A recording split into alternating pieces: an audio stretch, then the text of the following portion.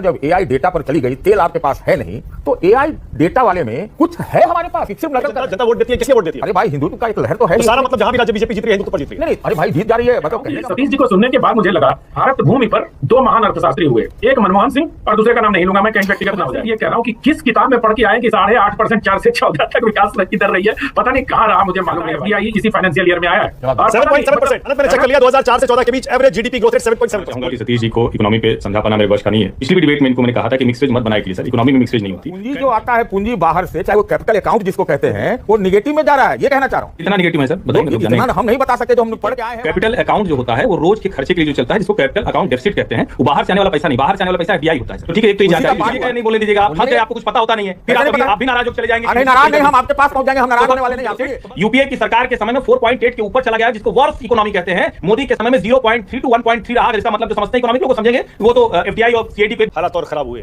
फिर तो बीजेपी के लिए दिक्कत हो जाएगी। अगले साल 7 राज्यों में चुनाव है। देखिए, जब तक चुनाव है, लगता है बीजेपी है, बीजेपी चुनाव में ही तो है। और वास्तविकता से हमको लगता है कि नाता जो है अभी पड़ा है, क्योंकि अभी तो हम लोग सब, आप ही लोग कहते थे, हम ही लोग कहते थे, सभी लोग बोलते थे भारत सबसे बड़ी बढ़ती तेज अर्थव्यवस्था, फलां ठिकाना, पता नहीं क्या क्या क्या क्या क्या।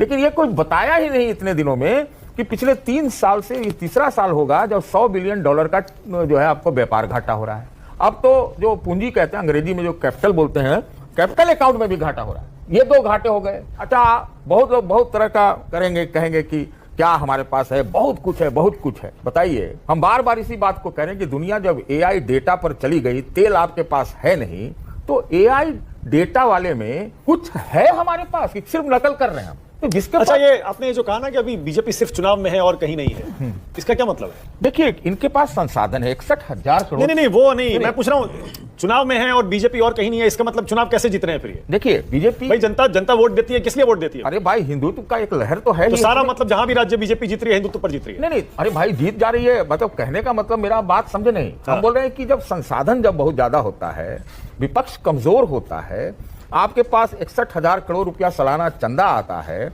आप जो है पूरा विपक्ष यही कहता है ना कि उनको बोलने का, उनको अपने विचार व्यक्त करने का, उनको फलाने ठिकाने का, उनकी अपनी समस्या है। अगर ये सारी चीज मिल के जब होती है तो फिर चुनाव में बीजेपी ही बीजेपी है। तो हम बीजेपी सरकारों में कोई काम नहीं होता, नहीं, काम के नाम पर कोई वोट नहीं पड़ता। सतीश जी, आप ये कह रहे हैं? नहीं, ऐसे आप स्वीपिंग स्टेटमेंट मत लीजिए ना, लेकिन जो जरूरी काम है उसको करना पड़ेगा, देश के खातिर करना पड़ेगा, भले पार्टी के लिए ना करें, पार्टी के लिए भी हो जाए, हमें क्या दिक्कत है, लेकिन देश के लिए हालत खराब है। मैन्युफैक्चरिंग, स्वावलंबन, आत्मनिर्भरता, अरे भाई विकसित भारत, तो जमीन पर क्या है ये तो बताइए। हम डिबेट करने के लिए तैयार, बताइए है जमीन पर। अच्छा ठीक है, ओके। अनंत विजय, आप जवाब देंगे? 2-3 आंकड़े मैं भी जोड़ देता हूं उसमें।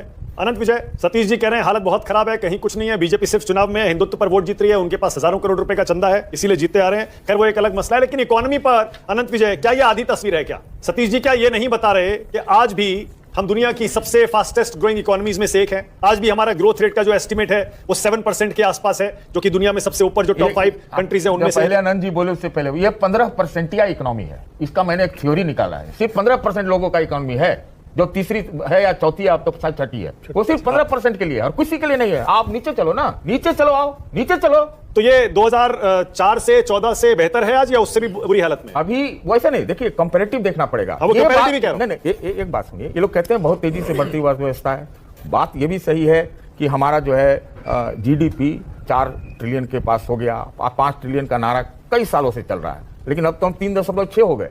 बात देखिए क्या है, ये गलत बातें की जाती हैं, जो कि सही तस्वीर, इससे सरकार की मदद होती है। भाई हम तो कहते हैं भाजपा की ही मदद हो जाए, क्या दिक्कत है?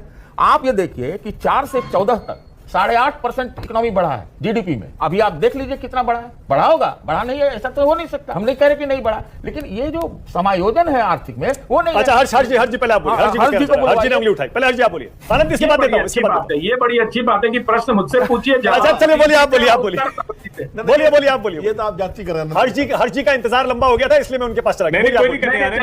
चले जाइए, आज हर्ष जी को दे दीजिए समय सर। ना बोलिए आनंद विजय, बोलिए, पहले आप बोलिए। मैं ये कह रहा हूं कि सतीश जी को सुनने के बाद मुझे लगा कि इस भारत भूमि पर 2 महान अर्थशास्त्री हुए, एक मनमोहन सिंह और दूसरे का नाम नहीं लूंगा मैं, कहीं व्यक्तिगत ना हो जाए। तो मैं सिर्फ ये कह रहा हूं कि किस किताब में पढ़ के आए कि 8.5% 4 से 14 तक विकास की दर रही है, पता नहीं कहाँ रहा, मुझे मालूम नहीं है भाई, ये भी नहीं मालूम है। और आज ही रिपोर्ट आई है, सतीश जी को कहिए अखबार को पढ़ना छोड़ दिए, पता नहीं किस कारण से नाराजगी है उनकी, लेकिन अगर पढ़ लेते, आज अंग्रेजी अखबार पढ़ते, मैं अंग्रेजी पढ़ने की उनको अनुरोध कर रहा हूं।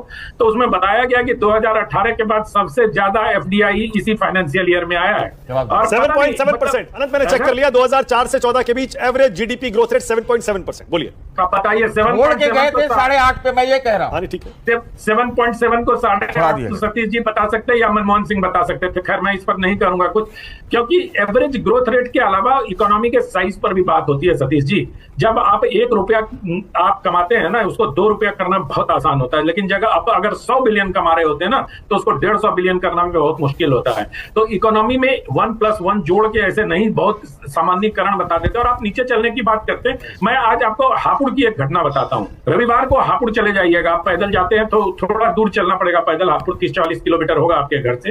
किसी भी दुकान में चले जाइए सर, वहां थोक की मंडी है, वहां रिटेल का कारोबार है, और वहां देख लीजिए कि कारोबार किस प्रकार से हो रहा है। या तो आप मेरे साथ चलिए, मैं आपको दिखा के लाता हूं कि किस प्रकार से इलेक्ट्रॉनिक्स के दुकान में इतनी भीड़ लगी हुई है एसी, फ्रिज और रेफ्रिजरेटर खरीदने के लिए कि वहां 7 दिन का वेटिंग है फ्रिज में। तो ये डेटा भी अनंत भाई, ये डेटा भी बताइए ना। सुनिए, एक सेकंड खाली सुन लीजिए, 2 डेटा ले लीजिए, दूसरा बोलते रहिए ना, ये दूसरा आप तो बोलते ही रहते हैं भाई, आप तो बोलते ही रहते हैं, दूसरे को भी बोलने दीजिए, ये गंदी आदत है। मैं कह रहा हूं कि ये आप वहां जाके देखिए, ये इकोनॉमी का इंडिकेटर नहीं हो सकता, लेकिन चूंकि आपने ये कहा कि नीचे जाइए नीचे, तो हम आपको नीचे ले चलते हैं सर। और गांव में भी जाके देखिए कि क्या हाल है लोगों की। 2008 में जो हुआ था, ये वैश्विक समस्या उसी प्रकार की है। ओके, अब हर्षवर्धन त्रिपाठी, ओके, अब हर्षवर्धन याद होगा आपको। ओके, हर्ष जी बोलिए, क्या कह रहे थे आप, बोलिए। देखिए मानक भाई, सबसे पहले तो ये कि मैं क्षमा चाहूंगा कि सतीश जी को इकोनॉमी पे समझा पाना मेरे वश का नहीं है। पिछली भी डिबेट में इनको मैंने कहा था कि मिक्सवेज मत बनाया कीजिए सर, इकोनॉमी में मिक्सवेज नहीं होती। कैपिटल क्या होता है, अभी कुछ बोल रहे थे कैपिटल, वो बता दें तो मैं फिर अपना तथ्य रख। आप क्या करें सर, कैपिटल बड़ा बढ़ गया कि घट गया, क्या वो बता दीजिए तो मैं फिर आगे बात। पूंजी जो आता है, पूंजी बाहर से, चाहे वो कैपिटल अकाउंट जिसको कहते हैं, वो निगेटिव में जा रहा है, ये कहना चाह रहा हूँ। कितना निगेटिव है सर, बताइए ना, लोग जाने। हम नहीं बता सकते, जो हम पढ़ के आए हैं वो आप बता सकते, लेकिन निगेटिव हो रहा, हम तो बाहर से एकदम पैसा दनादन हो रहा है। अच्छा मानक जी, अब बस 30 सेकंड जी बोलिए। क्योंकि होता क्या है ना कि मैं गंभीर टिप्पणी के बीच में ऐसी चीज पर, कैपिटल अकाउंट जो होता है वो रोज के खर्चे के लिए जो चलता है, जिसको कैपिटल अकाउंट डेफिसिट कहते हैं, वो बाहर से आने वाला पैसा नहीं, बाहर से आने वाला पैसा एफडीआई होता है सर। तो ठीक है, एक तो ये जानकारी जो जानते हैं लोग सर नहीं सर, वो पार्ट नहीं होता, दोनों अलग होता है। और कैपिटल अकाउंट डेफिसिट जो है या नहीं, ये पहले बताइए सर पहले ये बताइए है या नहीं सर, फिर आप मिक्स वेज नहीं, आप बताइए ना, वेजिटेरियन करके बताइए, है डेफिसिट या नहीं, फैक्ट पे बात करने दीजिए। डेफिसिट है या नहीं? अरे बोलने दीजिएगा या नहीं बोलने दीजिएगा? आप फंस गए, आपको कुछ पता होता नहीं है, फिर आप भी नाराज होकर चले जाएंगे। नहीं, नाराज नहीं, हम आपके पास पहुंच जाएंगे, हम नाराज होने वाले नहीं। आप सुनिए तो बस तब ठीक है, हम आपके पास आ जाएंगे। बता दीजिए ना डेफिसिट है या नहीं। अच्छा एक सेकंड, सतीश एक सेकंड रुकेगा, एक सेकंड। हर जी एक आंकड़ा दे दूं, ये जो एफडीआई की बात हो रही है, एफडीआई जो सही कह रहे हैं अनंत विजय, आज ही अखबार में छपा भी है, मैंने फिर चेक कर लिया उसको। 2024-25 में हमारा ग्रॉस एफडीआई था $81 बिलियन, और 2025-26 में हमारा ग्रॉस एफडीआई है $94.5 बिलियन। नेट भी बताइए। नेट 2024-25 में है 0.35 to 1 बिलियन, और 2025-26 में है 7.65 बिलियन। ठीक है, ये अच्छा कि आपने स्पष्ट किया। मैं 2-3 आंकड़ा जल्दी जल्दी और बता देता जी, जल्दी से प्लीज। पहली बात तो जैसे ही कह रहे हैं कि 8% एवरेज ग्रोथ रेट थी, तो कृपा करके 2004 से 8 जो अटल जी की विरासत थी, जरा उसको भी देख लीजिएगा, और 8 के बाद 14 तक क्या हुआ, नंबर 1।